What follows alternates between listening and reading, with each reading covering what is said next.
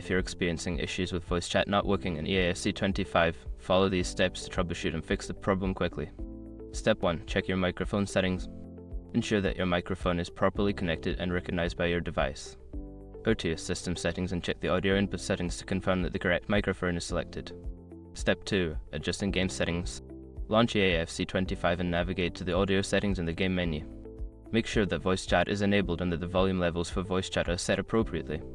Step 3. Update your audio drivers. Outdated audio drivers can cause issues with voice chat.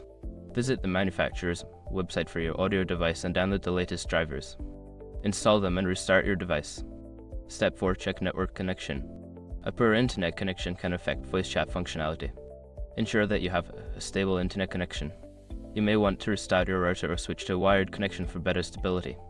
Step 5. Restart the game. Sometimes, simply restarting the game can resolve temporary glitches. Close the EAFC25 completely and then relaunch it to see if the voice chat feature is working again.